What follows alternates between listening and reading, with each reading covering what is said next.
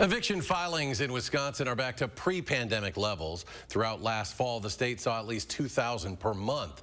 A court filing doesn't necessarily mean the eviction happens, but it does mean an often permanent black mark on a renter's record. Naomi Coles shows us how the feds are trying to tip the scales back in favor of renters' rights.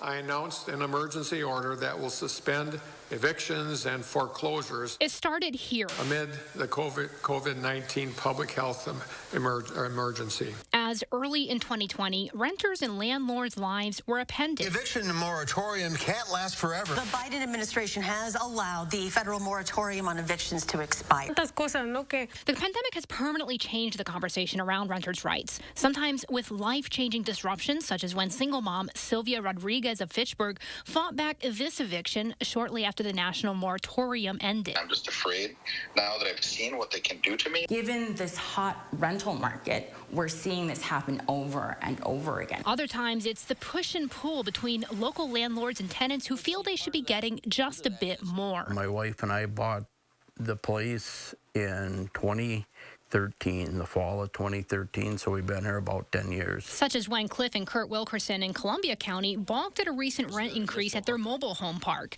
And Cliff ended up with a 5-day eviction notice after he wouldn't re-sign the lease. When I looked at it, I mean, to me, it was a strong arm tactic with the threat of eviction. The only option I have was to do an eviction because he refused to sign it. It's these types of situations that Professor Mitch at UW has spent years teaching law students how to resolve. More than, I think it's about 35% of people in the country are renting. President Biden has launched a federal push to permanently improve renters' rights. This blueprint for a renter's bill of rights is largely, for now, a collection of ideas. The states and local governments are being encouraged to look at this blueprint. Part of that bill of rights is looking at ways to stop massive rent hikes and to require a 30-day eviction notice instead of the 5-day eviction that's legal in Wisconsin right now. Despite all of the efforts to provide extra funding and even slow down and briefly have a moratorium on evictions, there's still, hundreds of thousands of people facing evictions across the country. There are thousands of people in Wisconsin facing eviction